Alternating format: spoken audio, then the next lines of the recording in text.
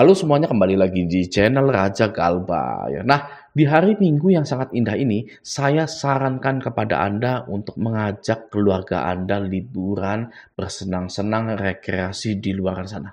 Ya, atau setidaknya makan bakso, minum es campur, gitu ya, bersama keluarga Anda, gitu kan. Kapan terakhir kali Anda bersenang-senang dengan keluarga Anda? Ya, hari ini, saatnya, ya kan? Coba Anda bersenang-senang dengan keluarga Anda. Ya, kenapa hari ini Anda harus bersenang-senang? Karena hari ini juga Anda itu melupakan pinjol Anda. Ya, lupakan pinjol Anda, hapus aplikasinya, ganti nomor WA Anda, dan private sosmed Anda itu. Ya kan? Karena pinjol ini sangat tidak baik untuk Anda dan imbasnya pun bisa ke keluarga Anda. Ya. Pinjol itu keburukannya tidak hanya untuk orang yang minjem saja, tapi imbasnya pun ke keluarga. Keburukan tersebut. Ya. Ingat, ya, berita ada orang yang mengakhiri hidup karena diteror oleh pinjol. Ya kan? Itu imbasnya ke keluarganya juga itu. Ya. Sudah dirinya mengakhiri hidup, ya kan? Keluarganya juga kena imbas, gitu kan? Maka dari itu, Anda itu orang-orang yang beruntung. Ya kan? Karena Anda lebih memilih memperjuangkan kehidupan Anda daripada menyerah. Ya, sangat betul sekali seperti itu. Saya juga mendoakan agar rezeki Anda dibuka selebar-lebarnya hari ini sampai seterusnya, sampai Anda insya Allah jadi orang kaya. Amin ya robbal alamin. Oke ya, nah jadi di video kali ini saya ingin membahas tentang satu pinjol yang kayaknya OTW bangkrut gitu. Karena dia ini melakukan perubahan yang sangat besar sekali gitu ya. Nah, saya ini Raja Galba itu pernah gagal bayar di pinjol tersebut. Ya, pinjol ini bukan pinjol besar, bukan juga pinjol yang terkenal, kurang terkenal sebenarnya gitu. Karena mungkin tidak banyak meminjamkan dana seperti Kredivo, Akulaku, Uangmi, Kredit Pintar, dan lain-lain. Nah, pinjol ini menjadi indikator bahwa industri fintech atau industri pinjol ini sedang tidak baik-baik saja. Ya kan? Kalau industri pinjol, perusahaan-perusahaan pinjol ini pada cuan, untung, maka akan banyak sekali bermunculan pinjol-pinjol baru di Indonesia. Ya, tapi karena lagi turun ya atau memang turun terus ya kan, yang tadinya di tahun 2017 ada ratusan pinjol, sekarang tersisa hanya ada 89 pinjol saja. Oke, jadi gagal bayar nasional ini beneran terjadi. Gitu ya, oke. Nah, langsung saja kita lihat apa sih pinjolnya ini. Nah, pinjolnya itu di sini ya, saya mendapatkan berita ini dari financialbusiness.co.com gitu. Nah, di sini pinjol dana bijak umumkan perubahan pemilik. Mari kita lihat isinya. Oke, kenapa pinjol ini sampai merubah kepemilikannya? Oke, nah di sini ya. Pemegang saham fintech P2P Lending PT Digital Mikro Indonesia alias pinjaman online pinjol dana bijak mengumumkan akan mengalihkan saham yang dimiliki kepada investor baru. Anda tahu dana bijak nggak?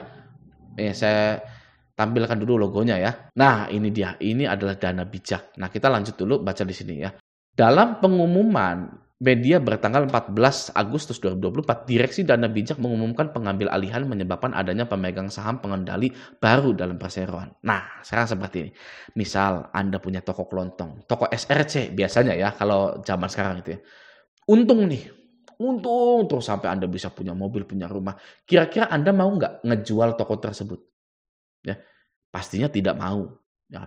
Mau nggak diserahkan ke yang lain gitu ya. Terus Andanya ya sudah nggak ada gitu loh. Pastinya nggak mau ya. Orang usaha geser sedikit aja nggak mau. Ya, apalagi mengalihkan sahamnya kepada investor yang baru. Nah, itu pasti ada apa-apa tuh. Atau kalau contohnya seperti ini. Toko Anda kurang laris ya kan. Lalu ada nih misalkan Alfamart atau Indomaret. Pak, tokonya saya beli. Nanti mau saya jadikan Alfamart kan gitu ya, investor baru namanya. Nah, ini kemungkinan yang sudah terjadi di dana bijak itu. Gitu ya, investornya baru atau pemegang sahamnya baru. Oke, nah kita baca dulu di sini ya. Setiap kreditur mempunyai hak untuk menolak rencana pengambil alihan saham dalam jangka waktu 14 hari kalender. Tulis manajemen dalam pengumuman. Selanjutnya, meski demikian, tidak dijelaskan komposisi pelepasan dari pemegang saham sehingga terjadi perubahan pengendali. Demikian juga identitas investor yang akan mengambil alih dana bijak. Oh, jadi belum tahu siapa yang akan mengambil alih gitu kan ya, masih misteri. Sementara itu, dalam laporan keuangan audit per 2023, dana bijak memiliki aset senilai 12,18 miliar. Selanjutnya, perusahaan memiliki liabilitas Rp 9,05 miliar yang terdiri dari hutang pihak ketiga Rp 7,58 miliar, utang sewa jangka pendek 779 juta, utang pajak 211 juta, dan biaya yang masih harus dibayar 211 miliar. Perusahaan mencatat ekuitas modal saham Rp 13 miliar dan akumulasi rugi 11,35 miliar. Dengan realitas ini, ekuitas perusahaan tinggal Rp 2,6 miliar. Aduh ya. Sedangkan OJK-nya menetapkan peraturan bahwa kalau mau buka perusahaan pinjol di sini harus setor modal berapa miliar gitu ya. Sedangkan ekuitas perusahaan ini tinggal 2,6 miliar. Selanjutnya, per hari ini perusahaan mencatat TKB 90% sebesar 85%, pinjaman terrealisasi 956,2 miliar, dan realisasi pinjaman tahun ini sebesar 92,63 miliar dengan peminjam aktif 3.000 nasabah. Oke, seperti itu ya. Kita tinggal lihat nanti dana bijak ini akan seperti apa. Nah, sekarang kita akan bahas daftar pinjol legal dengan kredit bermasalah di atas 5% ini. Gitu ya. Apa saja nih daftar pinjol-pinjol legal yang kredit macetnya itu sangat tinggi sekali. Wah, ya di sini daftar pinjol legal dengan kredit bermasalah di atas 5%. Apa saja nih ya? Kita langsung pengen tahu nih, nggak usah baca-baca lah ya. Nah, ini dia daftarnya ya. Berikut ini daftar lengkap 13 fintech P2P lending dengan TWP 90% di atas 5%, dilihat dari masing-masing laman resminya. Yang pertama iGrow, TKB-nya itu 53,44%, TWP-nya itu 46,56%. Oh, sangat tinggi sekali ya. Jadi TKB itu tingkat keberhasilan penyelesaian hutang selama 90 hari. Contoh misalkan ya, atau untuk awamnya, pokoknya pinjol ini memberikan dana kepada Anda, Andanya bayar.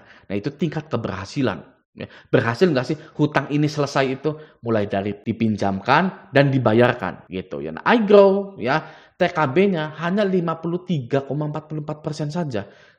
Ya kan, harusnya TKB 90% itu ya 100% ya dari setiap hutang-hutangnya. Tapi tingkat keberhasilannya hanya 53% saja. Yang artinya banyak yang gagal bayar.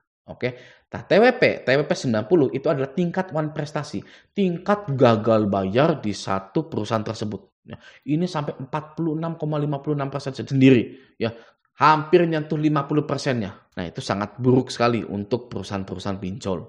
Oke, gitu. Nah, yang kedua adalah Trust IQ. Trust IQ ini TKB 90%-nya hanya 76%. Ya, lalu TWP-nya itu 23,12%. Nah, yang ketiga Investri. Investri TKB-nya 83%, TWP-nya 16,44%. Ya, selanjutnya dana bijaknya. Tadi ya dana bijak itu ya. TKB-nya 85%, TWP-nya 15%. Ya, ini termasuknya tinggi. TWP 90% itu sampai 15%. Yang galba itu sampai 15% sendiri. Gitu. Oke, nah selanjutnya kawan cicil. Kawan cicil ini TKB 90%, 85,22%, TWP-nya 14,78%. Lalu ada dana mas. Dana mas TKB-nya 85%, TWP-nya 14%. Lalu Indofan. Waduh, saya kira Indodana ya. Indofan ini TKB-nya 89%, TWP-nya 10%. Lalu Edufan. Edufan ini 90%, tapi TWP-nya 9%. Nah, Anda bayangkan ya, TKB yang 90% saja dan TWP yang 9% ini itu sudah dianggap tinggi sekali. Ya kan? Berarti ada 9% hutang yang gagal bayar gitu. Berarti ada investor yang rugi gitu kan. Nah, itu nggak mau tuh. OJK, investor dan lain-lain gitu ya. Ini ya Edufan termasuknya gitu. Walaupun kita tidak tahu apa itu pinjol Edufan gitu ya. Tapi Edufan termasuk dalam pinjol-pinjol yang tinggi tingkat gagal bayarnya. Oke, selanjutnya ada Klik ACC. Ya, Klik ACC juga sangat tinggi sekali. Koin P2P juga. Nah, Maukes. Nah, siapa yang gagal bayar di Maukes nih? Maukes ini tingkat one prestasinya sampai 6,8%, lebih dari 5%. Gitu. Nah, Maukes ini tidak ada DC lapangan ya, guys ya. Saya sudah galbay di Maukes walaupun tidak banyak, hanya 1 juta saja kalau nggak salah. Itu tidak pernah didatangi oleh DC lapangan. Oke. Nah, selanjutnya Findaya. Nah, Findaya juga TWP atau tingkat galbanya itu sampai 6,32%. Lalu selanjutnya ada cash cepat. Nah, cash cepat ini TWP-nya atau tingkat galbanya sampai 5% gitu. Cash cepat tidak ada DC lapangan, Vindaya tidak ada DC lapangan, mau cash tidak ada DC lapangan ya. Lalu apalagi nih? Ya, dana bijak nggak ada DC lapangannya ya. Sudah seperti itu. Oke. Nah, jadi kesimpulan di video kali ini adalah industri fintech itu lambat laun makin menelan kerugian yang sangat masif sekali. Industri fintech merugi. Gitu. Oke ya. Nah, tetap semangat menjalani hidup, tetap semangat stay galbainya. Jangan sampai Anda yang menjadi korban pinjol selanjutnya. Oke. Nah, semoga video ini bermanfaat. Sampai jumpa di video selanjutnya.